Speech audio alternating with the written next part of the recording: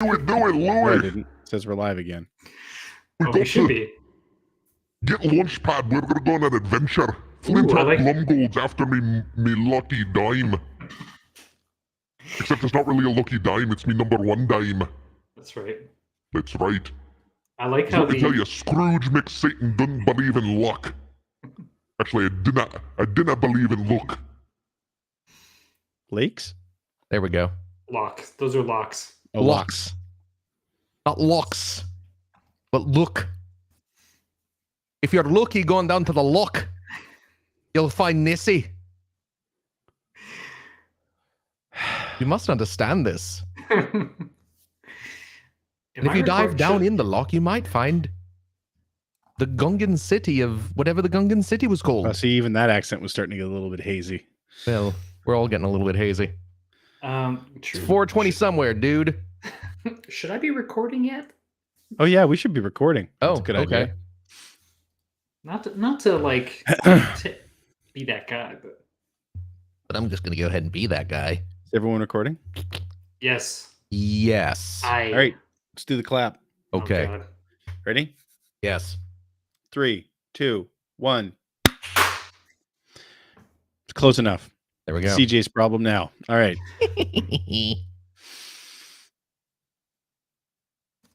How you doing? Is this the start of the show? No. Hello and welcome to episode 813 of the Player One podcast for Tuesday, June 7th, 2022. I am your host, Greg Stewart. With me, as always, from where are you from? The great state of Washington. Yes. Notorious Frenchman Phil Theobald. Hello, it is nice to be back on the Player One podcast on this beautiful Sunday afternoon. Perfect. That's almost as good as your Scottish accent. Aye. And filling in the third chair this week is Toronto's own game developer extraordinaire, Mr. Benjamin Rivers. Thank you for having me. Thank you for not learning your lesson the last few times. You're not from Toronto? Ah, nice. I feel like you're still in Toronto, which means you haven't learned your lesson. Oh, Snap. That's true. It's that's true. a Canada burn. Yeah. But you see that he agreed with me right away. The reports of street violence seem to get closer to my house every time I read them. Yeah, I know. It's probably a lot of the Americans coming up north. Listen, Mhm. Phil, Uh-huh. how you doing, man? Me, I'm fine. Yeah, Yeah. yeah. Is that the Lego, the body of Lego Optimus Prime that we see in the background there? Right there. Mm-hmm. Yes, it is. Yeah. You want How to was get that? him? No, yeah, sure. Why I'll not? go get him. Hold on. We got nothing else to talk about tonight. Nice. Ben's Oh. here. Whoa, Any hope I- of good conversation has gone out the window. Ouch. I just like to point out, I thought that table or whatever that is was about Was really 12 far away. 12 feet behind. Yeah, Phil. Oh, me no. too. Like some- I really some thought you Lord of were the like going Rings. on a journey to get that thing. No, this Yeah. I'm doing like a Peter Jackson Lord Yeah, of the that's- Rings. foreshortening thing. Big time. Exactly. Wow, I think Phil lives in a closet. I do. Look at that. There he is. Beautiful. There How much does it weigh? Like, is it beefy? This Okay. much? I don't know. How Please much- don't drop it. A couple pounds. How much Lego can you bench, bro? Is it? Yeah, it there's doesn't weigh a as much small- as Lego Voltron, I assume. Lego Voltron's a lot bigger. I don't know about a lot. I haven't compared them yet. Yeah. But yeah, he's quite big, and he's very impressive. I transformed him into a truck last night, which is pretty great. Is it easy, hard, medium? Oh, it's yeah. Scale on 1 to 10. But you know what it is? It's Easier than a Masterpiece Collection Transformer? the transformations significantly. Yes, Yeah, that's what I thought. it's pretty much the same transformation scheme as his old G1 toy. It's cool. Nice. To be perfectly honest, there's a great. couple different steps. You know, his get ready. Oh, man. Real Oh, hey, lot now on this is a YouTube. family show. Yeah, Man. there you go. You can see inside there. But there you go. Nice. Nice. Cool. Oh, Matrix of leadership action. yeah, no kidding. If you take that out, do you become the leader of the Transformers? Absolutely. That's how it works. Sweet. My So, video yeah. is going to do the thing for the. I know it's only matters for people watching YouTube, but for some reason, whenever I connect to certain video conferencing apps, my camera will do this thing like I'm glitching in the Matrix. You turn the porn off, and it would probably be better. There it is. Well, yeah, but then it'd be a really boring. Till all hour are and a half. one, Phil. I got the touch. It's amazing. I got the power. You know how that goes. You know how that goes. How about you, Ben? How are things going in the Great White North? Things I mean, you're are. south of me, but I was going to say, I think you're more north than me, but that's fine. Things are Actually, I don't know. okay. I've eaten cheeseburgers in the park this weekend. I haven't played a game released newer than 1998 in the past 2 months, I think. that sounds awesome. Things are okay. Things are okay. Yeah. All Yeah. right. Well, thanks for being here. Listen, there's a little bit of news this week. Uh-oh. Big week. That's pretty good news, I think. So, of course, we had two sort of major announcements. I shouldn't have two major video events online, and the one being that Sega had their big announcement scheduled for this week, where we were all speculating, what's it going to be? Is it going to be a? We figured it was going to be a mini console. Was it going to be a Dreamcast mini? Was it going to be a Saturn mini? We talked about that here last week. I figured it would be Dreamcast because it'd be more universally appealing than a Saturn for all the wrong reasons. But they pulled a fast one and instead announced the Mega Drive Mini 2. Could not have predicted this in a million years, to be honest with you. Right? Actually, I'm pretty sure a few people that we know did predict it, but Oh, still, well, me. I'm not as Yeah. smart as them. it makes perfect sense. I don't know why I didn't think of it. But yeah, so Mega Drive Mini 2. But more than that, more than just that they're doing another mini console, which, hey, it's pretty cool. They're taking advantage of the fact that, you know, they did release a redesigned Genesis Mega Drive at the height of its popularity. Yeah. You know, unlike sort of well, maybe not, maybe other companies do that too, but I find usually it's when you're starting to be on the decline that you release the cheaper model. Right. But yeah, at the height of its popularity. So that's cool that they're taking advantage of that fact. Plus, I'm so excited to have another little miniature Genesis console on my shelf. But I was really more impressed by the fact that they're kind of Trojan horsing in a Sega CD Mini here. Isn't Yep. this incredible? Like, Yeah. I watched the whole presentation, like the Japanese presentation that they did, where they just sort of bring out, they had this like old song and dance about bringing out the little plastic attachments for the Sega CDX, or sorry, the Sega CD Model 2, but then how it also comes with the expansion expander part. Yeah, so that yeah. if you have a Mega Drive Mini 1, you can Mhm. still correctly attach it like you could with the original consoles. So many people I knew who ended up buying the Sega CD was when the flip top version came out and they had their old Gen 1 Genesis, Model 1 Genesis on it. So yeah, I thought that was they're really leaning into it, and that's great. I love that they're, you know, sort of celebrating the weird and wacky, wonderful history of the Totally. add-ons for the Mega Drive. But yeah, so when they were showing, so they've showed how many games? 10 games, I think. 10 yeah, or out of 11? 10 or 11 50. games. Yeah. And I think one of the first ones they showed, which I was blown away by, was the fact that it was Virtual Racing, the Mega Drive version of Virtual Yeah. Racing. Using Right, the and DSP chip. And they even have the Virtual Racing cartridge as one of the little plastic Yeah. kits you can get for it. So one of the things that I think is, well, one of the things I haven't played that in quite a while, and when they were showing it on the presentation, I was struck by, man, did that game run well on the Mhm. Genesis? But yeah, when you really stop to think about it, because of course M2 is doing the emulation again here, and I mean that used the DSP chip, which was only ever used for that game and nothing else, and so they have gone through the trouble of emulating that chip Right. for this one game to include it in the system, which is great. This is exactly the kind of thing that I always talk about when I'm talking about these mini systems or these game collections, where, you know, you want to get the deep cuts and sort of the interesting, maybe not necessarily the most popular games, but, you know, the more interesting bits and bobs in there that people might not have played or might not know about.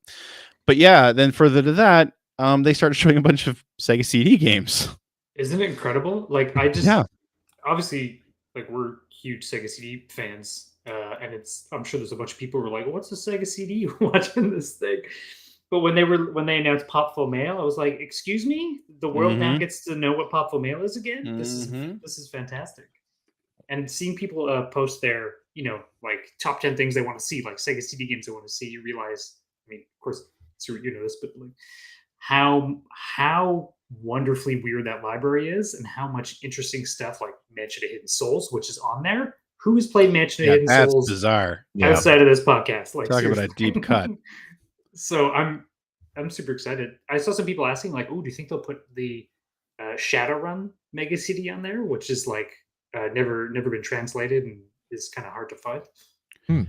Yeah, that would be fantastic, actually. But I would love to see it translated. Of course, there are people also, and I would agree with this, saying like, "Boy, I would love to get the English version of Snatcher Mhm. on here." Now that's Konami, and they're sort of doing their own thing with the PC Engine Mini, but you never know. But yeah, so the games that were shown there were Sylphid Mega CD, Shining Force CD. That's fantastic. Mhm. Great game, Mega CD.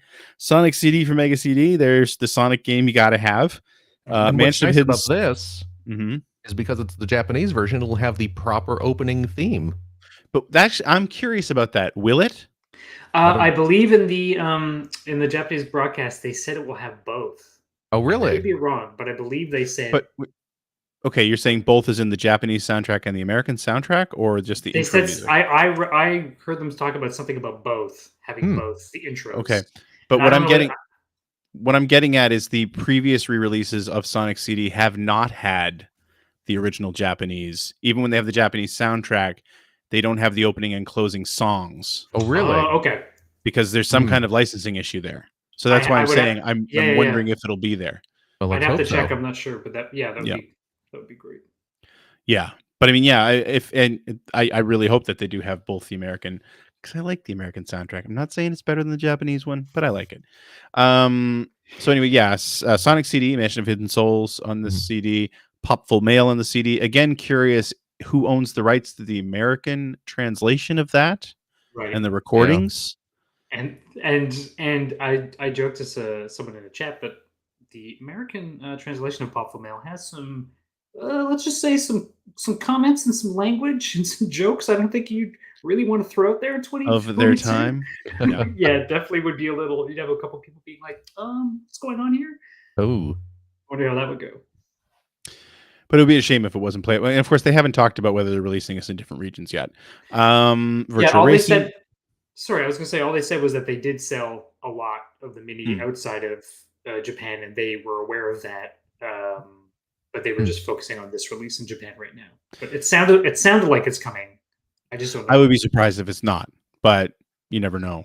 Bonanza Brothers, Shining in the Darkness, another fantastic choice.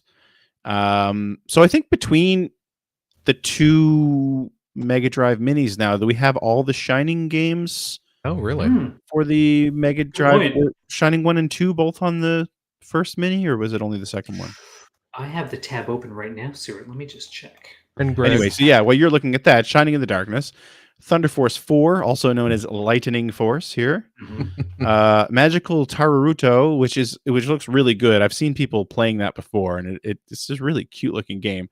And Fantasy Zone, which is a new Mega Drive port of the original arcade game. Now, didn't they also? Oh no, sorry, that was a TG16 has a special version of Fantasy Zone in it, doesn't it? The one that's like some hybrid arcade version, or the PC Engine Mini. No, but they did. M2 did release, something like that. Yeah, it was somewhere. Yeah, but I don't think it was on a mini system. Yes, you were concerned about Snatcher, and because it's Konami, but didn't the first Genesis Mini have Contra and Castlevania? Yes, you're right. It did. Yep, good point. So yep.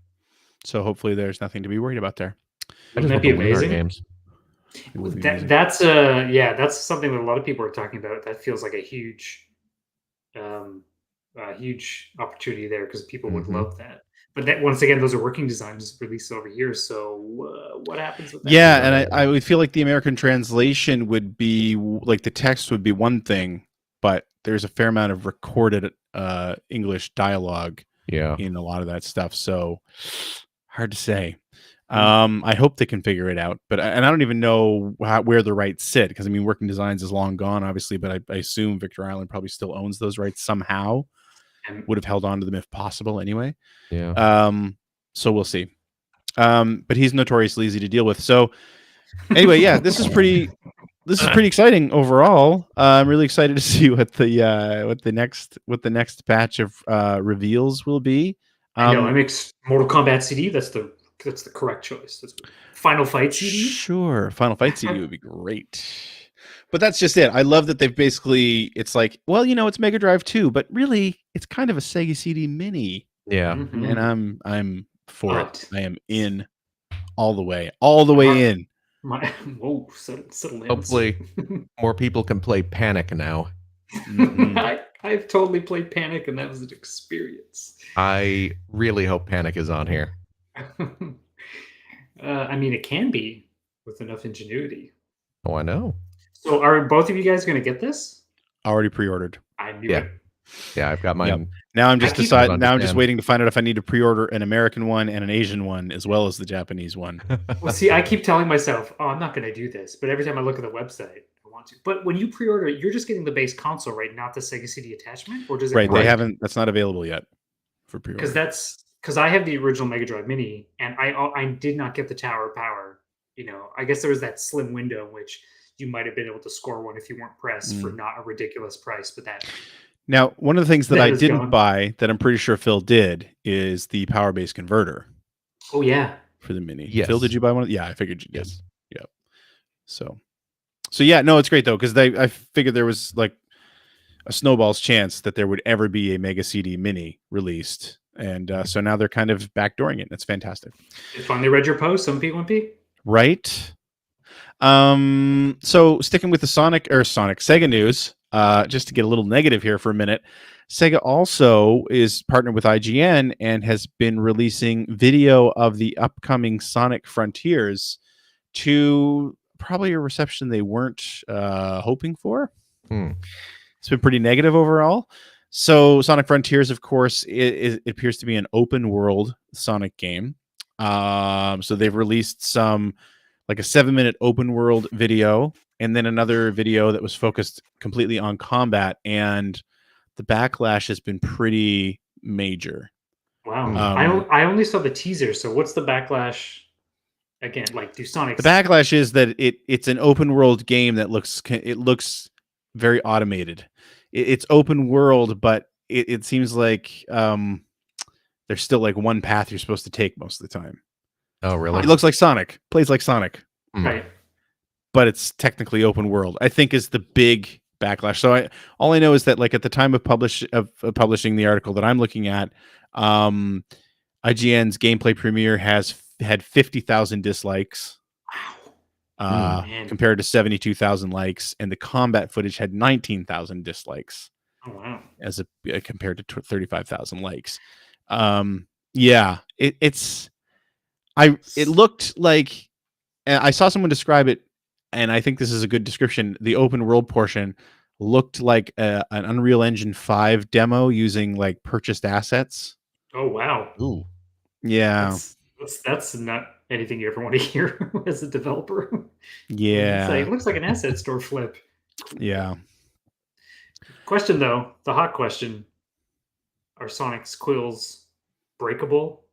Do you have to get new quills every time you go into combat? Oh God! Because as soon as I saw like Breath of the Wild, Sonic goes Breath of the Wild, I'm like, well, that doesn't happen. Yeah, so I don't know. I mean, so did either of you watch this? No. I saw the teaser, but I actually did not realize that the other video had come up. The other videos had come out. I like totally missed them. Yeah, I've never felt like Sonic works as an open world game. It's just he just doesn't. The mechanics of it that work for him require you to be on a path, I think. Yeah. to be any kind of fun. So yeah, so of course, yeah, it was actually trending this week. There was a hashtag Delay Sonic Frontiers that was actually trending Wow. globally. Delay Sonic Frontiers, sorry. Yeah. So yeah. I don't know. Maybe I'm hoping they just showed it too early, but it just seems from watching it seems like one of those things where the fundamentals of the gameplay are so wrong that it's not something that you go and fix. Yeah, that's hard because I mean, either you have a team who's doing something that they don't believe in and is getting bad results, Right. like when you have bad direction and you're like, this is the best we can do, we're doing our best, but you know the core concept just isn't working, and they're like, oh well, please don't show this because we don't think it's working, or they just kind of can't find the fun, like they're just not. They're like, we've tried everything. This is it, but and now Sega's like, oh crap, well we're gonna show it, so right. oh boy. So you kind of wonder like how far along is it, and yeah, can they change course? Yeah, because like I don't know, have they said when this is coming out? Like this is next year or this is this year? You know what? I do not know. Because it's when you have something that gets such like universal backlash, you always think there was no one internally who wasn't going like, I don't know about this. Like I think maybe we might have effed up and this is not working out so well. Right. They say it's coming out this year. So I'm really curious to see what that development is like. If you're like, no, we did this, like this is gonna be great. Is there just a piece that we're missing, or like the people watching the trailers are missing? Like, oh no, we just haven't seen the spark that's gonna set this off. There was a video that somebody was showing, where it seemed like, again, it looks very automated. Like there was one where I saw a video. It was in this article actually that I'm quoting from, which is videogameschronicles.com, where Sonic jumped onto like a spiral rail that was on an incline with absolutely no momentum, and he just slowly kept grinding up this circle. Right. Like there was no momentum involved, so it was just like, well, you're on the rail, so you have to be going up. You can't stop or slide back down, or like little things like that. And again, who knows how early this footage is, but boy, it did not do the game any favors. And of course, there's the legacy now of Sonic media, where if the backlash is big enough, they might fix it. I think is how people are thinking. But if this is supposed to come out in Q4, they've got to cancel the release date. And I mean, it's the 30th. Well, it's past the 30th anniversary of Sonic at this point. So I don't know how willing they would be to do that. It's yeah, it definitely sounds like they're between a rock and a hard place, because like if you see the footage and they're releasing it now for all the summer press stuff, and you assume that the build they're showing you is at least 3 months old, right? Based on sort of just lead times for demos and builds, and like probably 2 to 3 months. But I mean, 2 to 3 months can be the difference between, oh man, we have no idea what we're doing with this game, and everything clicks and it's great. But usually I find in the course of AAA games, it's rarely the case. It's just too many moving parts. So I don't know. I don't know. Sonic, man, can't catch a break. No, exactly. But keeping again, kind of on the Sega tip, not really, but and this is a little bit more positive, maybe. I hope. Yu Suzuki, beloved game creator Yu Suzuki, whose birthday is this week, I believe. Oh, no kidding! Really? Yeah. I'm pretty sure it is. Happy birthday to you. So has revealed his next new game from Wisenet. I don't know what he calls his company, YSNet, which is going to be an Apple Arcade release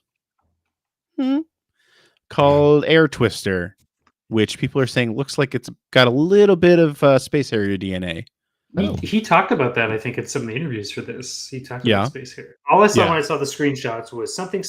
There's a butt on the screen, and then there's some stuff going on in the background. I'm like, man, he's really modeled this character so it's just focused on a Kojima game, is it? Her butt the whole time. I was like, I don't remember Space Harrier guy being so butt focused. Brought to you by producer Yu Suzuki and art director Hideo Kojima. Yeah, soar through the sky in this all new fantasy endless shooter from legendary game creator Yu Suzuki. Players will assume the role of Princess Arc, fighting back against bizarre invaders to save their planet from destruction. They'll rain down their homing arrows to trace graceful arcs of light across beautiful, artfully crafted stages before they pierce their foes. Whoa. Mm. Whoa. With fun and easy touchscreen swipe shooting gameplay mechanic, the destiny of the planet is in the player's hands. So yeah, I always like it when old school creators do something a little different, because I'm sure he's probably sick of thinking about Shenmue. Well, I love it too because this headline is Shenmue creator Yu Suzuki. It's Right. like, really? I mean, yeah, I Yeah. guess, but I mean his I don't know, his contribution to video games is a little broader than the failed Shenmue. Right. He did do some other things that were Yeah, I know. pretty successful. Right. So, but anyway, I could see him basically just wanting to do something that wasn't like a 5-year epic bunch of nonsense. Oh God, yeah. And he just wants to get a game out and have fun. Yeah. I mean, when a creator's having fun, that can usually result in a good product. So maybe it'll surprise us and you'll be like, oh, it's actually really good. Yeah. Hey, somebody should let this guy make more games. He's actually Right. pretty good at it. Right. Fingers crossed. We'll see. So the other big news this week, of course, was the PlayStation State of Play presentation. Yes. Where they showed a fair amount of new stuff. A lot of Capcom stuff. Well, not a lot of Capcom stuff, but some big Capcom stuff. Mhm. So apparently the next Resident Evil coming to PlayStation 5 is the Resident Evil 4 remake. It's funny how like excited about that. it's funny just how like whenever they do the logo, like their treatment for it lets you know like this is the remake series because we do all these like this now, like the red, the red Yeah. R and E. Yeah. And Yeah. and it's so when you see it, you're like, are they just going to go through the whole thing? Like, are they going to remake 8 by the time like before the generation's over? Because they're just blazing through these. They're really tearing through them. Yeah. Are we excited about this? I mean, Resident Evil 4 was a great game. It really is. It's been re-released a few times at this point. Yeah, right? I'm one of those RE players who prefers like old school survival horror RE as well as like Resident Evil 7 style, like really mess you up first person RE. So and RE4 I like, but I've never I played it. It was great on the Wii, especially. That's kind of like my preferred way to play it. But I'm kind of like I'm done with it. I don't really I guess my question is, because I didn't play the remakes of 1, 2, and 3. No. So did they retain the sort of gameplay of the original games, or was it them sort of bringing those situations into the more modern, over-the-shoulder, third-person action? Or was it still like tank controls with odd camera angles? And the answer is yes and no. I mean, they have the more nimble modern camera, but it like RE2 especially feels like Resident Evil 2. If you know the original game, backwards and forwards, you'll sort of figure out everything that's going on. I guess what I'm getting at though is like, to me, Resident Evil 4 sort of marked a departure from the series roots. Right. From a gameplay perspective is what I'm getting at. And like, there was the Resident Evil 0 and the Resident Evil remake on the GameCube as well. The remakes on the GameCube. Yes, in the wrong area. The remakes on the GameCube that sort of felt like the first RE remake sort of felt like it was dragging that old game into this sort of new look and feel for Resident Evil, right? And then like, for better or worse, Resident Evil from 4 onward kind of stayed that way until we got into like 7 and 8, right? Where it's first person now. So I guess what I'm asking is like, to me, when they were showing this Resident Evil 4 remake footage, it looks really good, and Resident Evil 4 is a great game, but it's like you're kind of, it doesn't feel like as big a leap. Yeah, the gap between a 4 and a remake, I imagine, would be a lot smaller. But like RE2 is the remake is the same game in that you're doing the similar things, puzzles, characters, story, all that stuff. But it is like I said, the over the shoulder camera, the like location-based damage on enemies, all that sort of nimble third-person shooting and whatnot. But there's a lot of like figuring out combos and puzzle locks and more elaborate puzzles and things like that. Right. So it definitely felt like the sort of way RE4 feels, but with the intricate sort of, puzzle horror gameplay of RE2. So I agree with you. Like those games felt like, I haven't played the 3 remake, but 2 felt like, oh yeah, if you were to write down a paragraph and say like, here's my book report on what a modern version of Resident Evil 2 would look like, they nailed it. Mm. I think why people were so excited about it. But with RE4, it's like, dude, don't you already own RE4 like 6 times at this point?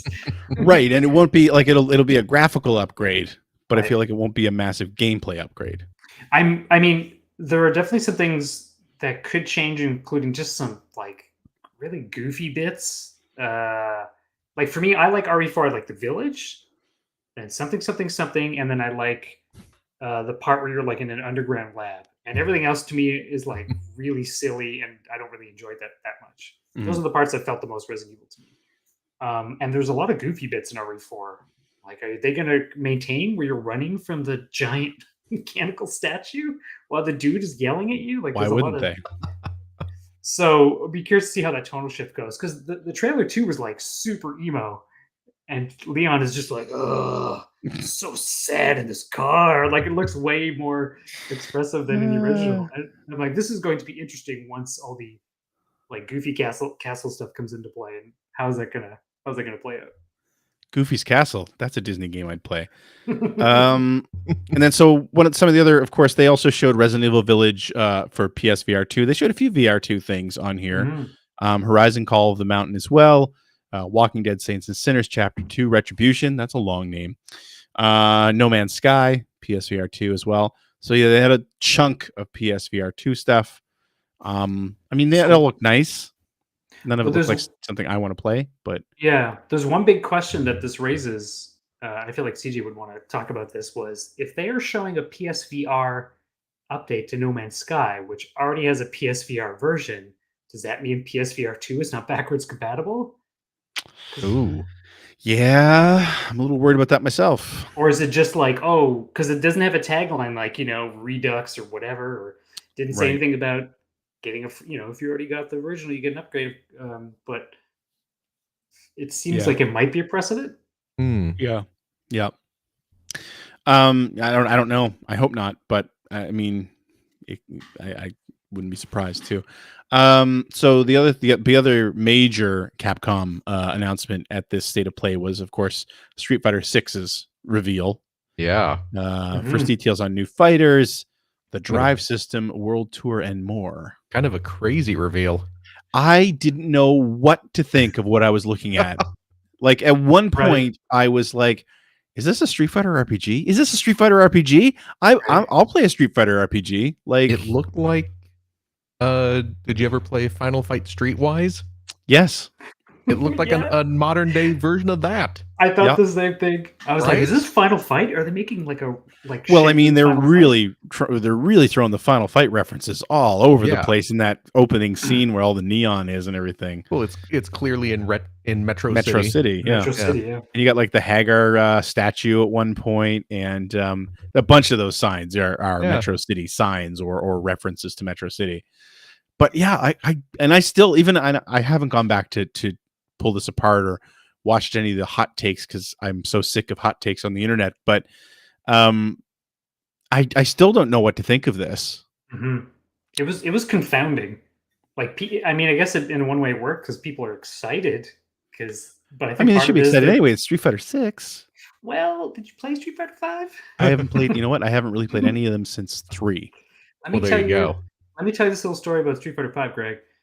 A year after the game came out and they finally put the story mode in, the first scene is one of the characters having a nightmare about a sheep, and then it goes, "Devour our hour." That's the English text, and then something happens, and then at that point I uninstalled Street Fighter 5 and said, "I'm just going to play Mortal Kombat. I don't want anything to do with this." Okay. So I'm waiting to find out, how that all works out. Yes, it was a bizarre reveal. I still don't know what to think of it. I was momentarily excited when I started to convince myself it was some sort of RPG. Even if it was the fighting was like the fights were actually just Street Fighter style one-on-one real-time fights. It's like, Yeah. I'm still down with that. Sure, why not? Yeah, I'm with I'll you. traipse through Metro City and fight everybody. I mean, we called it Final Fight back in 1989, but still, yeah. The So- like PS2 and Xbox era Mortal Kombat games had sort of like janky, really weird adventure modes, which were the sort of genesis of what became all the Mhm. story modes that they have now. But I remember absolutely loving those because it added that weird context to just picking a fight with someone for some story reason and then going into like Mortal Kombat gameplay.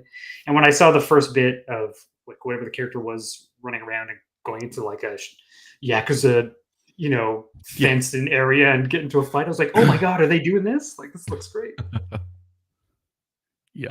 Crazy. There's hoping they'll figure out the release with it, because 5 was basically just like, we don't know if it's free to play or it's not free to play or who's going where and what modes are coming out, and hopefully they have a content plan, because that was like a weird time, that whole game.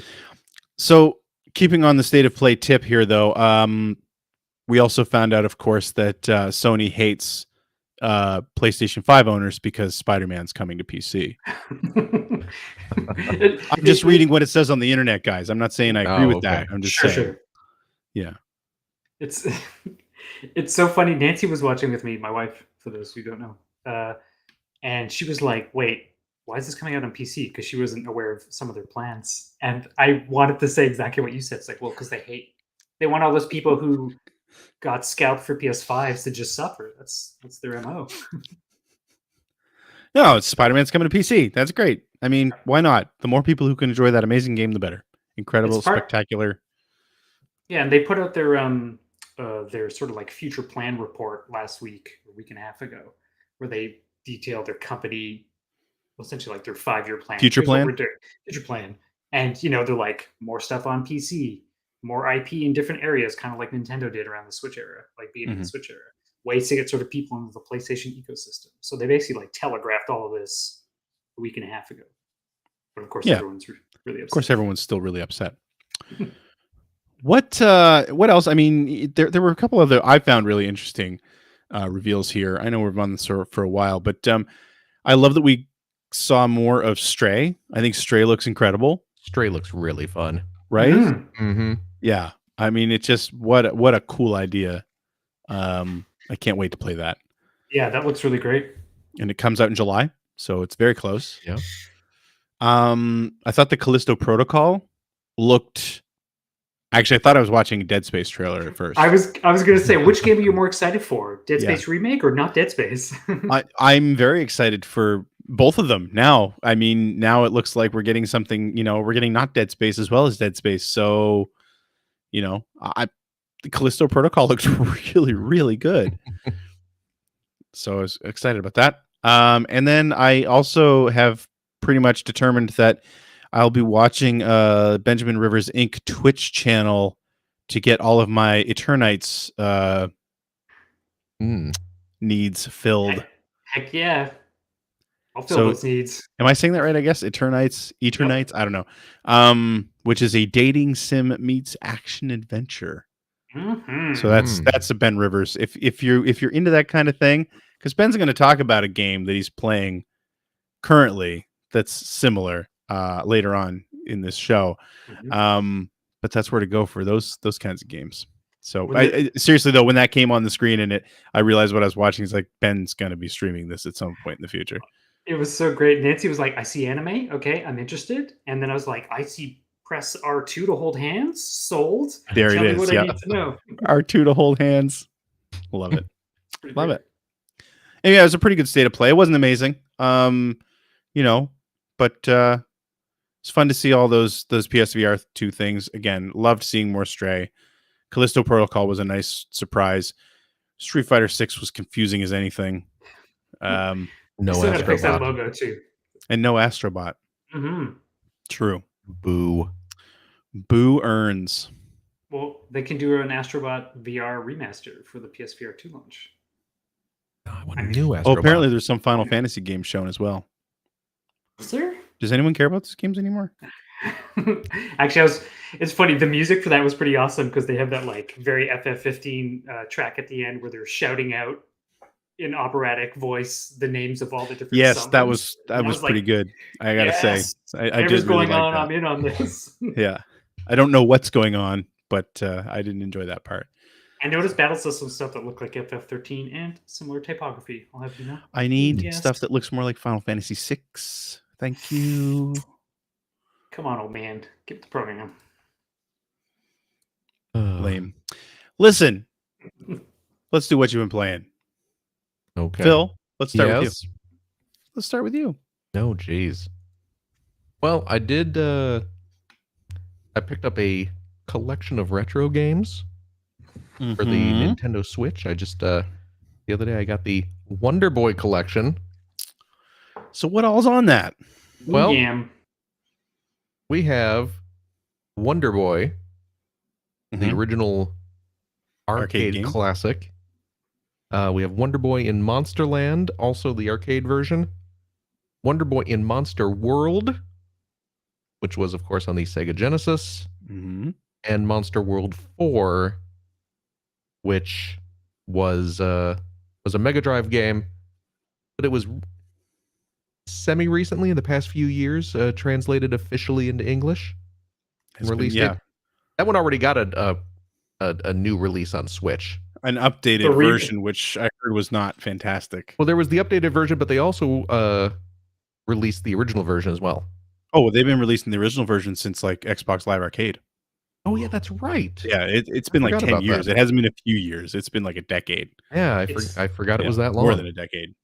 It's funny how the like Wonder Boy Legacy like starts confusing, and then like it's almost like they're just owning it. Where even now it's even more confusing. I have no idea which game is which anymore unless I watch your video, Stuart. And that's actually I have to say that I'm a little underwhelmed by that list. Actually, well, you know what I found out? It's a pretty big series. So I picked this up.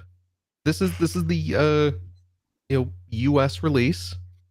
But then I discovered that there's a company called Strictly Limited Games. They're kind of that like another limited run kind of. Yeah. Ouch. They're over in Europe. But they are releasing another Wonder Boy collection. I think it's called like the Wonder Boy Anniversary Collection or something.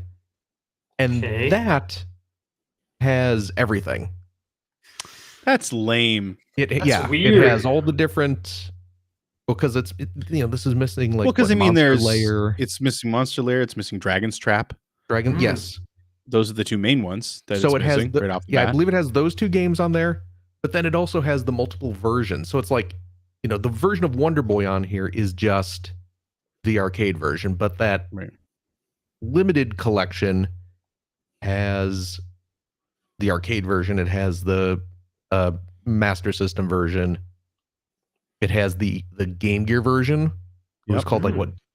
Dracon's Revenge or something? Dracon or something like that.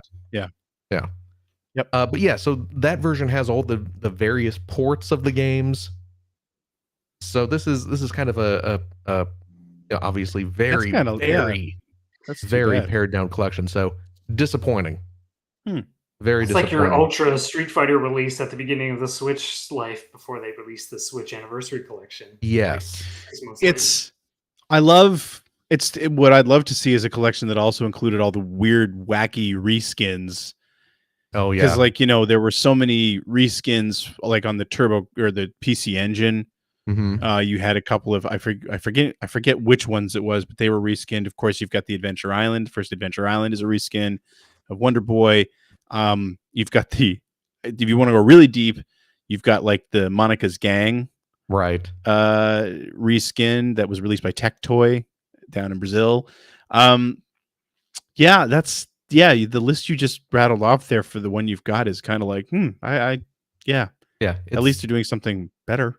It's disappointing that this is the wide release collection that we are getting over here. So, and that's a retail release, Phil. Like you just can go into a shop and buy that. That's not a limited. No. This was just I ordered this from Amazon. Yeah, weird. Yeah. So how are the games? How's the emulation? It seemed good. Yeah. It's doesn't have a lot of customization options in terms of filters and things like that. But it's they seem to they ran okay. So, but yeah, ultimately disappointing, of course.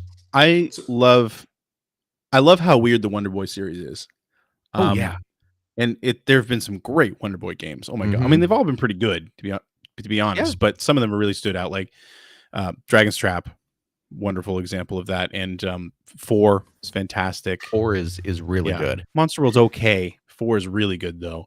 Yeah. And then there was Monster Boy, which isn't technically a Wonder Boy game, although the creator was part of that game. Right. But the other thing I love about that series in general is just how wacky it is that it kept changing genres. And if you look into that, the best part about that is like Nishizawa, who created Wonder Boy, Ryuichi Nishizawa.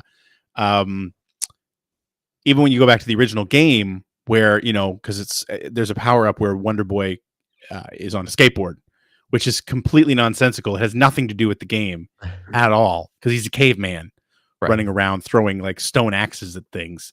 And the only reason the skateboarding is in there is because Nishizawa was into skateboarding at the time. Like it's the only reason it's in the game.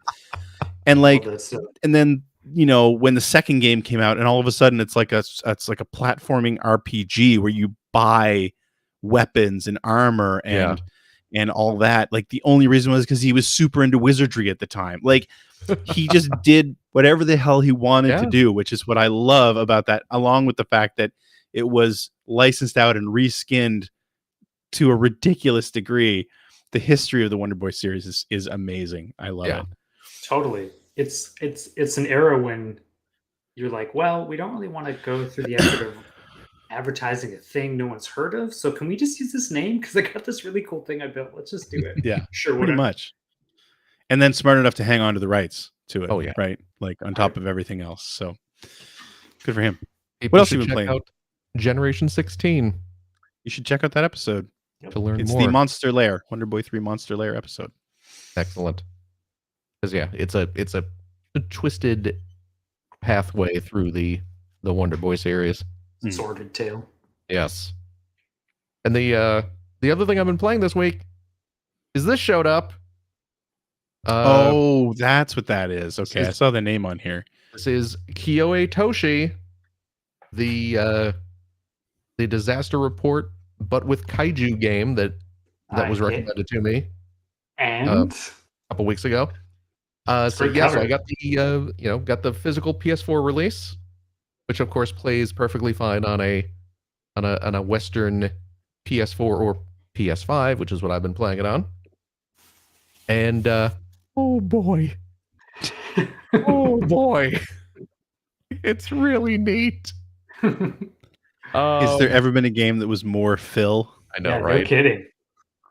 I mean, here I am with my survival horror kaiju game and my Lego Transformers. Have you even spoken to your wife this week? Right now, let me tell you. Has your family seen you at all this week? My what? Yeah. So this it really is. It's made by the same people who did the most recent Disaster Report game. Was that 4? The one that came yes. out on PS4 and had a VR and also had VR content? Yep. Came out on PS4. Came out on Switch. Oh yeah, that's right. I believe there's a Steam version as well.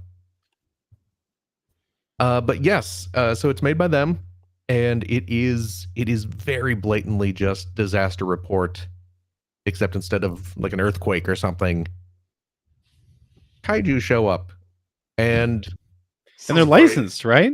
They're all licensed. That's what blows my mind. We have Ultraman, and there are multiple characters from these franchises in it. So you got Ultraman, you got Pat Labor, which is the mech show. I even know that reference. Yep. Yeah, Nancy and I are huge Pat Labor fans. Oh, there you go. Of course, you got Godzilla. You have Gamera, and Neon Genesis Evangelion. Really? Mm-hmm. Wow.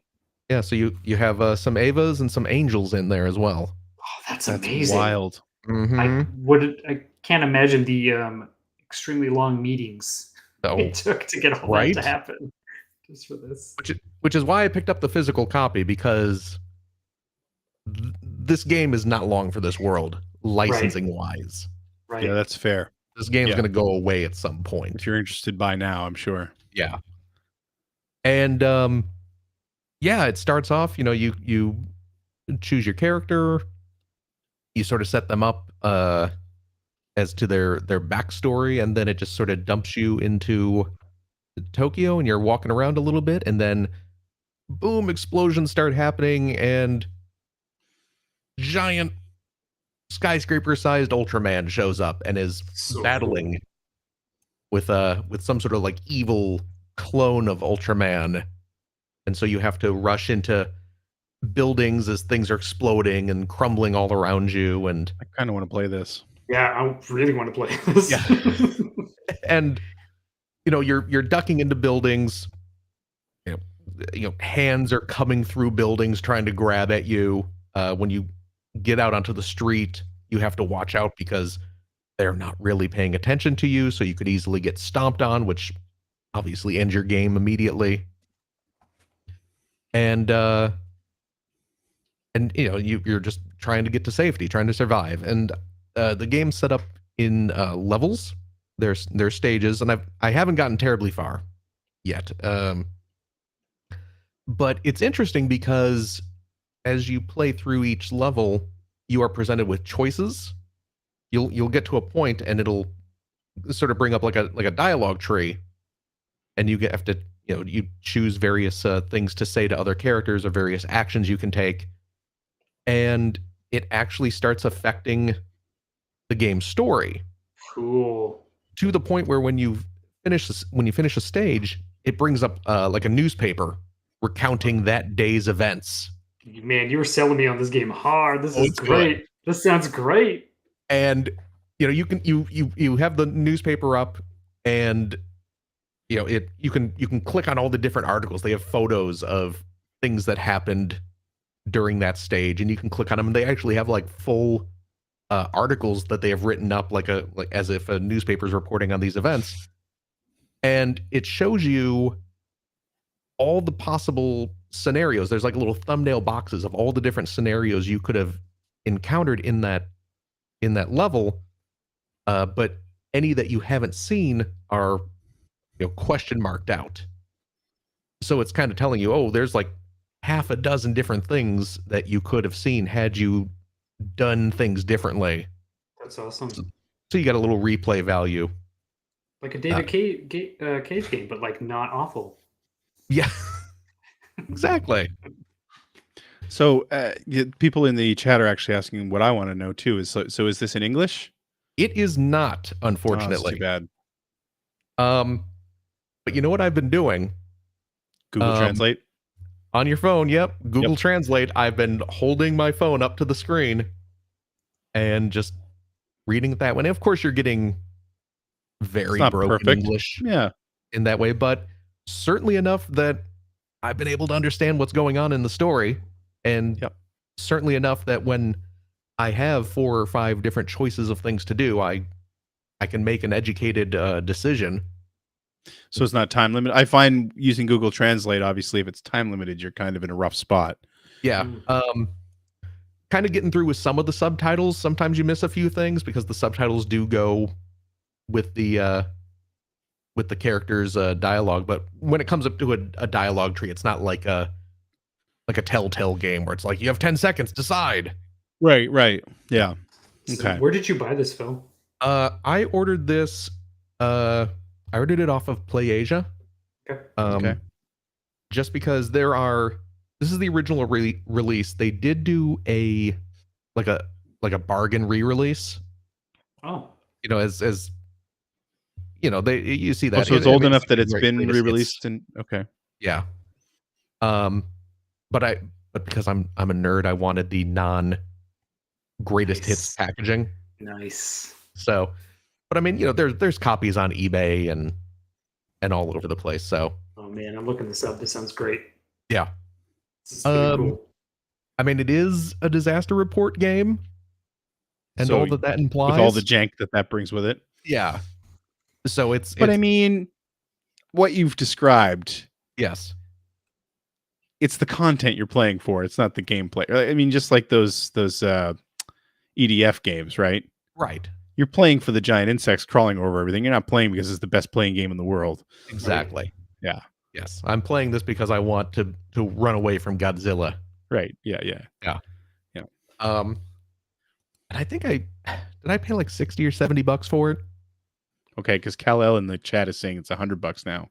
I'm really? seeing it. I'm seeing it on PlayAsia for like 135 Canadian.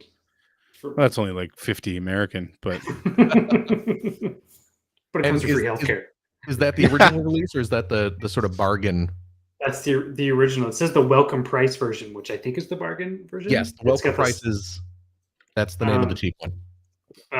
They said it's out of stock, but I just did one quick check. So okay. Yes, Asia might have it, or one of those other places. Yeah. Oh, I'm sure. Yeah, you can certainly find it. There's another site that another stream fan member mentioned to me before called Ninin Game, NIN-NIN game.com, I think, and they often have a lot of imports for retro stuff as well. Okay, good. Good site for stuff like this for people listening. Yeah, no, it's fantastic. Cool. That sounds amazing. It's functionally quite janky, but everything else makes up for it. It's the name of my first hip hop album. How'd you know?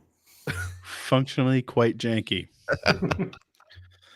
So there you go. That's what I'm playing. All right, Ben. What about you? What have you been playing lately? Yeah, you. Well, I've been playing mostly games on stream.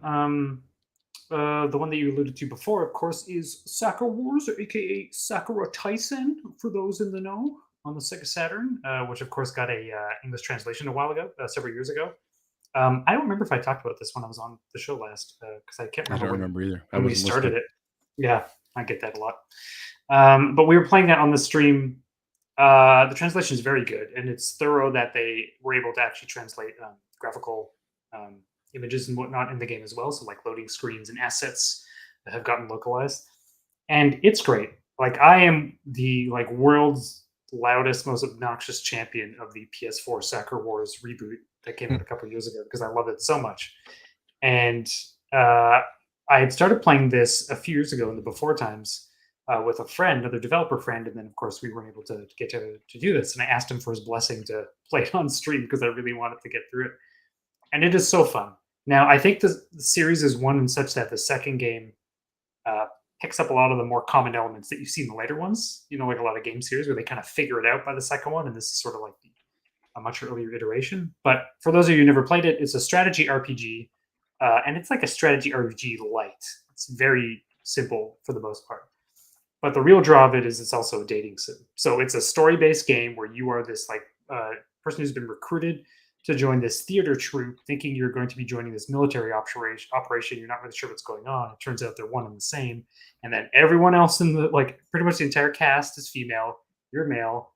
And then while going through the story and going through the chapter-based system and exploring each of their backstories and all these narrative beats, you get to spend alone time with them. You get to make choices. And like what you guys were saying about the kaiju game, the thing that Sakura Wars does really cool, and something I always love, is it's got dialogue options, but they are timed. And one of the dialogue options is always to do nothing. So if you just let the timer run out, that is also a valid choice. And sometimes it's the right choice, and they teach you that. They have a very good design system of teaching you, you might want to say yes here, you might want to say no here. Pretty much just describe my entire dating history. You might just want to keep your mouth shut. Yeah. And it's got those things, of course, you say the right thing, you get a little chime, you do the wrong thing, you hear a negative sound and whatnot. But the series is really good because it plays with those expectations where you get put into these tight situations that are very narratively fun. Where you're like, what am I going to do? And sometimes they play with your expectations of what you're supposed to do. So it keeps you on your toes. So it doesn't just feel like this dry dialogue choice system. It feels very engaging. And it's can be kind of stressful when you're putting you're caught between two characters and you're trying to figure out how to get out of there in the best way possible.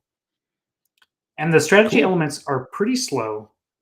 But like any good game that has a dating system, what you do in terms of your love life affects what you do in the strategy bits. So it feels good. Like it feels like a complete loop, and it's really quite charming, and I love it. It's got also the best soundtrack of like video game history and the whole thing. I remember friends of mine playing through that back when it came out. Yeah, Before it was like just brute forcing their way through the Japanese version. so good. It's so good.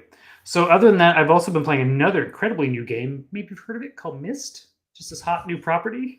I think it's really onto something with this.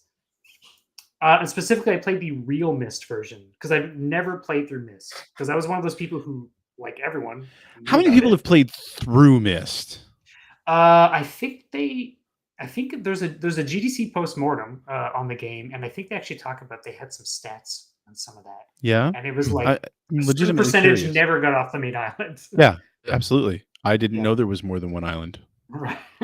Actually, I did know that, but yeah, I've started and stopped that game so many times, especially back when it was sort of the hot thing, right? Like, and just could never, ever figure out what the hell was going on. So the things I love about it are that, well, I should say like StreamFan member Jasper Team is the one who kind of started giving me hints and telling what to do and got me into the logic of starting to understand, going, oh, okay, and then kind of taught me how to play it in such a way. But I really recommend everyone watch the postmortem on YouTube, the GDC postmortem on it, because it's incredible. Because the best thing is, it's like two brothers using off-the-shelf software called HyperCard on a Mac to just build this, figuring out a few things. Essentially, it's like the most jank way to build a game in the universe. Yeah. It's like they're like, we made a game in Word and, whatever. And then they sold 6 million copies. Yeah. And it's the story of like they made it so fast. They were just figuring out they had these very basic rules. And as they're telling the story, I'm like, this is what I always think about when we make games, and like keep things simple and have these sort of little systems in place. And when you play it with that mindset, you kind of see how intelligent it really is and like why it took off, because they just took all these things that a lot of games are doing and assuming you needed to do, and like certain logic you have to learn and certain UI and whatnot, and just said, we don't care. Like we want everyone's grandparents playing this. Like who cares? And it's pretty amazing. Filthy casuals. Yeah, right. So the thing was, I played the version called Real Myst, which is a full 3D remake that was released a few years ago. And there's a Switch version, just happened to play it on that. But there's actually a new version that just came out by the original Cyan team, or like it's by Cyan, who's the original developers, and just came out for VR, like Oculus Quest, and is on Game Pass. It came out like last November. Wow. And I remember playing it, being like, man, this game would be amazing in VR. And then after the stream going, oh my God, it just came out like, I wonder how much that is on Oculus. I think, it's probably like try that. $20 or something. But... Be interested to try that. So anyway, I finally finished it, like went through and realized how much I like that game. And I was one of those people who read all of the novels that came out. Oh, jeez. I was like, yes, this is great. And had never played the game. Had never managed to get anywhere in it. So now I'm like, yes, I understand. Excellent. All these fan fictions I've written. All this research I did. Yes. All came in handy. That's right. Finally. I'll show you, Mom. Think I'm wasting my time. What else you been playing, Ben? The other sort of newish game I've been playing is Resident Evil 8. Le Village. My brother sent me his PS4 copy so I could play it. So how far are you in that? I am past the castle stage, the first big castle. So you do like this town, then you go into the castle. That's like a big village thing. Oh, that's what that meant. I thought it was just like a marketing gimmick. So they could put the Roman. They couldn't fit the VIII into the word town. Right. So like village. The town was originally much larger, but they had to shrink it so that the logo worked. Hot tip. So I'm like, I don't know, probably like 35% through the game, but it's weird. Nancy was asking me like, what do you think? And I'm like, yeah. It is beautiful. Mm-hmm. It's like you see like the most beautiful lady and you finally get to go on a date and she's like, my favorite band is like Smash Mouth, and you're like, oh god, that's kind of what playing Resident Evil Wow, feels I like. was really a vision into the depths of Ben's soul there.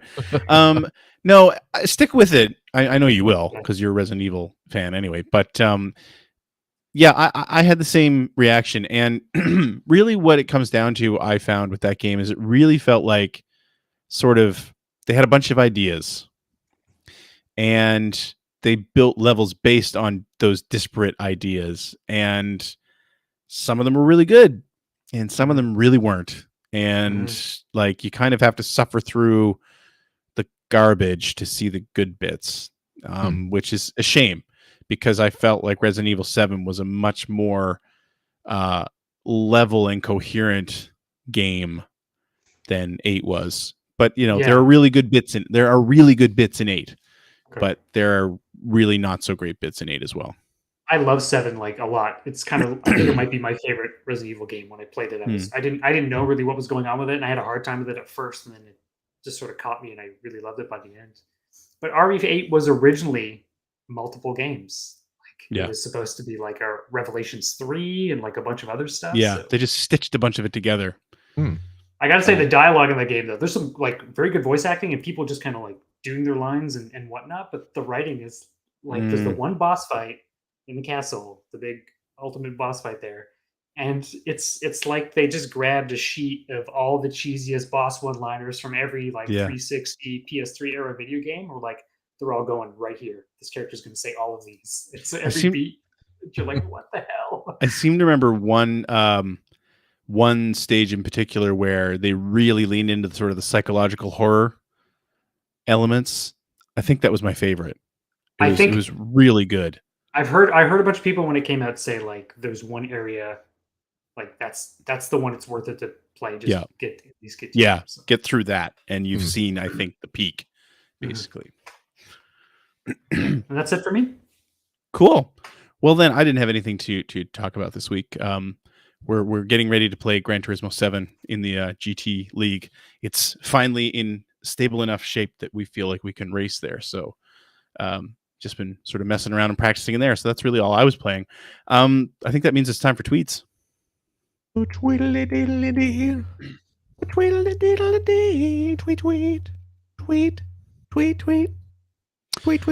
Tweet. Our first tweet comes from Hacker Alias 1star V2. Says, after watching the reveal of the Sonic Frontiers game, I immediately asked myself, who asked for this? Am I the only one that finds most giant open world games empty and boring? Why do so many games insist on going this route now? I agree. Open world is generally not a thing I'm into. Like that's not a bullet point that I want to see on a game. Like a game has to earn the open world thing for me, just because like I don't have a lot of time to play stuff. So the part where you're like, I need to traverse from here to here. That was amazing at one time. Let me go in a straight line. Now I'm like, tell me where to go and how to get there, or maybe just fade to black and bring me to where I need to be because I don't want to do this. Right. Yeah, I find that too. Where I mean, there are some great open world games. Don't get me wrong. But yeah, when it feels like it's done for the sake of doing it. I remember early on in The Last of Us 2, there was a section that really made me feel that way. Where it's when you first get into one of the bigger city areas, and there's just this huge area to explore, and it doesn't feel like there's a reason for it outside of like, here, go look at this stuff, because I find that those games from Naughty Dog generally try to push you down a path. And yes, they do feel open world, but there's really only one way to go usually. And in this portion of it, they didn't do that. And it really rankled me when that happened. I know what I'm talking about, like a 2 or 3 years old. Anyway, it's an old game now, but still, stuff like that kind of bugs me. And yeah, I mean, the Sonic thing, again, I just don't feel like Sonic fits an open world, but that's just me. Phil, anything to contribute? No. Okay, good. Moving on then. What time is it? Okay. From Hacker Alias Graying Geek John, do you guys think that the launch of Diablo on mobile has gone some way to repair the reputational damage suffered by Blizzard at the game's announcement event? Because the game seems pretty good. I heard so. I do. Yeah, I remember when that happened. That was such a big sort of snafu. But I heard a couple things. One was that people are impressed with the game, but the other two is that they feel like it's a good game shackled by sort of free to play stuff. That is So a mobile just game. a mobile game, and they're like, no, I wish this was just a Diablo game that I could just pay for and not have to deal with all of this. Right. I mean, I'm hearing. I'm not a Diablo guy at all, but I have been hearing from a few of the different people I know who are Diablo people saying, yeah, it's really good. I don't know. Do people remember? I mean, maybe you need to be really deep in the fan base to still be thinking about. Because I remember when the game was announced, and yeah, it was a big, snafu. But like, do people still think about that? Do people still No. talk about that? These days, no attention span. No way. We're outraged about something new every 5 minutes anyway. How Yeah. do you remember something you were outraged about years ago? That's right. I keep notes so that they never forget. It's your list. You got a list. Yep. Nancy, I need a new filing cabinet. My outrage file is only expanding. All right. We don't really have much to say about that. Okay, I know we'll have something to talk about here. This I think we'll end on this one. This is from Hacker Alias Insipid Ghost. Oh. I'm on a Teenage Mutant Ninja Turtles kick right now and stoked for the Cowabunga collection and Shredder's Revenge. What are your favorite TMNT games? Ooh. Don't just list every TMNT game, Phil. Pick some favorites. No, because there are some bad ones. I know. Yeah. Oh, favorites. I know that the first arcade game Yeah. still stands. I know Turtles in Time is probably better, Mm-hmm. but the first arcade game I will play no matter. I'll drop everything and play that game. If I mean, I don't walk into an arcade where it exists at this point, but it was one of those games where, like, if it's in the room, I'm going to play it for at least a few minutes. Right. Do And you it's prefer still- the arcade one or the NES port? You know what? I prefer the arcade one because to me, I know it doesn't now, but back then it looked like a cartoon. It looked like I was Right. playing a cartoon. It looked like I was playing the cartoon. But man, I actually played the NES version recently, and I had forgotten how good that was. It's They great. did a fantastic job on that game. Oh Yep. yeah, it's one of those plays cases great. of like they focused on all the right core elements, so that when you, of course, it looks very different, but when you play it, it feels really good. Yeah. In some ways, I think it feels a little bit better than the arcade game. Yeah. The hits feel more solid, and the jump kick especially is easier to control in the NES game. Although if we're talking NES, 3 I've never really Manhattan given that a Project. lot of time. is really good. Yeah. Yeah, it's heard that it's too. definitely the best of the NES games, and honestly one of the top turtle games Wow. all said. It's Whoa. very, very good. My immediate answer though I mean, just my gut reaction is probably just Turtles in Time on SNES. Yeah. Yeah. It's so good. It's better than the arcade version. It is. I agree with that 100%.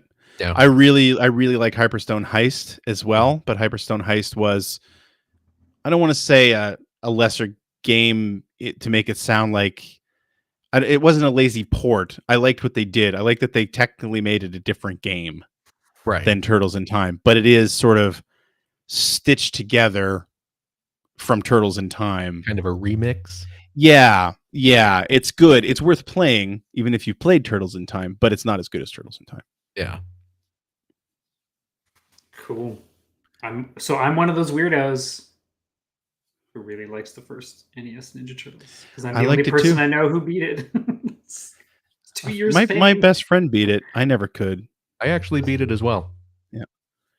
Yeah, but we really enjoyed that. We played that together, and we really enjoyed it a lot. But it just doesn't hold a candle to the other No. ones, I think. Yeah, it's pure nostalgia. But I love. You guys have talked about this a million times on the show too. But I love Fall of the Foot Clan on Game Boy. Speaking of pure nostalgia, yes, Fall of the Foot Clan. I love just Fall playing of the Foot that. Clan. did On my analog pocket Oh my the God. other day. It's so good. Yeah.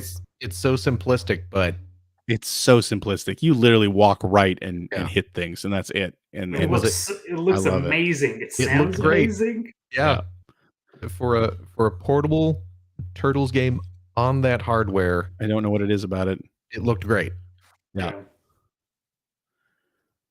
So yeah, I mean there've been a lot of good Turtles games for sure, but obviously we all really like the same ones. There was a rumor going around that Cowabunga Collection is coming out in like a couple weeks. Who's putting it out? Limited Run? Oh, I'm Wait. thinking of the digital release, or is there an actual date for that now? Are you talking the Cowabunga Collection or the Shredder's Revenge? Whatever. There was a leak, or somebody checked. I believe it's Shredder's Revenge. Is it Shredder's Revenge? Okay. Yeah. That is rumored to be launching in like 2 weeks. Right. Yes. Okay. I knew it was one of them. I thought it was Cowabunga. Yeah. We are entering Shadow Drop season, so there's going to be lots of random stuff coming out this month, I imagine. I'm excited for Shredder. What is it called? Shredder Revenge. I was going to say Shredder Collection. Shredder's Revenge, but I'm like cautiously excited for. I want it to be so good. I see it. I love the art style. I love what I've seen of it in general, and I just know it's going to be soul crushing if it's not as good as I want it to be. No, I'm very excited for Shredder's Revenge. Yeah. Extremely excited. It looks really, really good. The rumor is June 16th. Okay, that's the one. Yeah, I thought it was Cowabunga Collection. Yeah, I'm more excited for Cowabunga Collection. That's amazing. That's such an incredible. Yeah, the fact that they were actually able to get all those games together in the package. Cowabunga Collection is another great example of why the Pac-Man Collection sucks. Mm-hmm. Yeah, just saying. And yeah, Limited Run is doing a physical release of Shredder's Revenge. Okay. I don't think they've announced when it's going to go live. I mean, I don't know anything, but by the time people listen to this recording on their podcast, Limited Run will either be having or will have had their LGR event. It's tomorrow, right? Yeah, it's tomorrow. It's Monday. Tomorrow as we record this. Yeah. So yesterday as you're listening to this. So we'll probably know by now. By the time most people are listening to this, yes. Of course, if it does come out June 16th, you will get your physical copy from sometime in 2024. Sometime in, let's say, early spring 2023. So I'll be double dipping on that. I'll be buying it digital. I'm not going to wait. There was a game that people were pointing me to that I had no idea existed. That they were selling this week called American Hero. Yeah. Which is a full motion video game. Oh. It was going to be a Jaguar game, a Jaguar CD game that was never released. And so of course that piqued my interest. But see, for me now at this point, like I kind of like when Limited Run releases stuff like that because that means that it's been out digitally for like a year. Right. So like I could go to Steam and buy it for $13. Oh, perfect. Right. Like, so I'm absolutely buying that. But yeah, it's a full motion video game that I believe was being made specifically for the Jaguar CD. And it was released, I think, last year. It was completed and released. So I love that stuff. I love when companies unearth all these weird things, especially from those like genres that were very of a time and never sort of see the light of day again. Because there's just so much. It's basically like finding like the last video store in the world and finding the bin. You're like, wait, they have an entire section of this genre? Like someone made more of this stuff? Screaming Villains still needs to get his hands on Sewer Shark though. Oh yeah. God, I want a Sewer Shark re-release. If someone's listening, I'm just saying, get Greg Seward to be your talking head historian on Sewer Shark. Like, get this man to talk about it. Such a thing that doesn't need an historian. No, it totally does. I think that's a show. Is that a show? Sounds that's good a to show. Me. Sure. All right. That's our show for this week. Thanks for listening.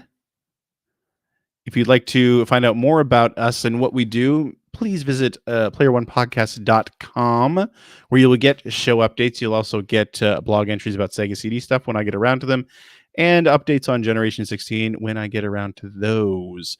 Also, be sure to visit our Discord, where you can chat about our show with us and our other listeners, our wonderful community. It's true. If you would like to Beautiful. subscribe to the Player One Podcast, you can do so by visiting playeronepodcast.com or by loading up your favorite podcast listening app. We're also on Stitcher Radio or on Spotify. You can like us on Facebook.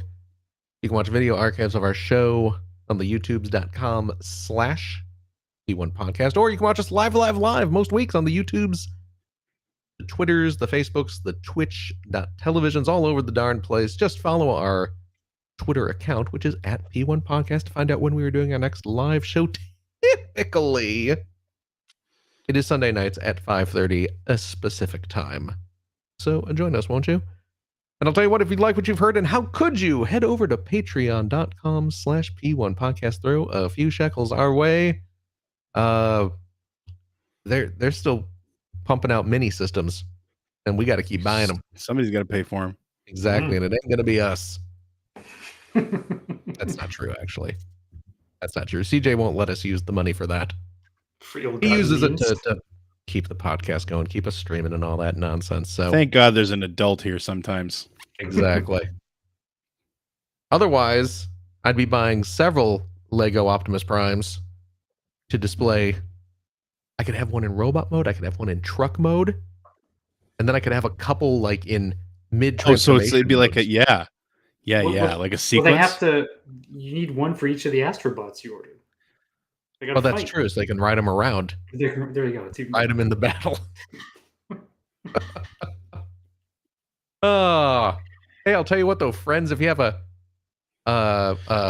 Patreon backing us, Boy, that thing. you really, yeah. I don't know. He threw That me was off with awkward. the stupid He did, Astrobot yeah. talk. Sorry. Ben's Jeez. not invited back again until we need someone to fill the third chair. Exactly. I hear that all the time. If you are a Patreon supporter of the $5 tier, Cheap. you gain access to a special weekly bonus episode that we record right after this, where we play games, crack-wise, having fun doing all the stuff we can't do on the regular show. CJ He's not here. is not here. We do have We do have a a game. Jeopardy quiz tonight, by the way. Yes. Woo-hoo! CJ, send it over. Ben, will you be joining us? Absolutely. Oh, good. Because he doesn't get paid if he doesn't join us for the after show. Oh, that's right. Yeah. hmm I want to point out that was the first question he asked when I asked if he wanted to fill in this week. How much? Yeah. No, I said, is there still an honorarium? Is what I Yeah. said. Which is still the same as asking how much am I getting paid. But Is Phil going to be there? That I was the said first no, Right. but Yeah. Tricked me. Well, please join us for that. My goodness. It's going to be exciting. Mhm. And I'll tell you what, if you have a couple bucks left over, head over to patreon.com/generation16 to help support Greg Stewart's outstanding, and it is outstanding web series about North America's favorite runner-up, the Sega Genesis. thank you, Phil. And if you're feeling generous and would like to support my show to the tune of $5 per episode, Also cheap. you get access to my weekly vlog series called The Weekly Commute, where I talk about production of the new episode, other videos I'm working on, research, stories about different games in my collection. Today I was talking about Batman Returns for the Sega CD because the anniversary is coming up. The 30-year Oh. anniversary is coming up of Batman Returns. And and any other secrets or tidbits or fun things I like to talk about in that in those shows. So please consider supporting. Very nice. And what else? What do we go? Is that it? This is usually when you say goodbye and That's to it. everybody individually. Yeah. Yeah. Mm. Well, Greg. Wait, Mhm. sorry. Gregory. Yo. Yeah, again, when CJ's not here, it throws off my whole cadence. Thank you, Greg. Thank you, Philip. Thank you for showing up. Aw. And of course, a big old special thanks to our very, very special guest, who Jeff Grubb. I guess is getting less special the more times he's on. Can't believe I let you in my house. I mean, there's nothing against you, Ben. It's just, you know. Supply and New year, demand. you- It's supply and demand, my friend. It's capitalism. It's Yeah. just, Wow. No, Great. a big, big, big special thanks to our dear friend, a kind and generous person indeed, Mr. Benjamin Rivers. Thank you so much Thank you for having me. for joining us. And where where can everyone find you and your wonderful games? You can find our games at bantsy.co, which are made by myself and my much more interesting wife, Nancy. And you can find my stuff, which He's right includes about that. comics. Ouch. At benjaminrivers.start.page. Or find me on the tweeters at Benjamin Rivers or on Instagram at Benjamin Rivers Inc. Look at that. All over the place. My gosh. And of course, a big old thank you to you, our wonderful, wonderful listeners, every single one of you. As always, please take care of yourself, your loved ones, your family, your friends. What you got to do to be safe in this crazy world that we have found ourselves living in. And we hope, beyond hope, to see you next week. Goodbye, dear friends. Bye-bye. Bye.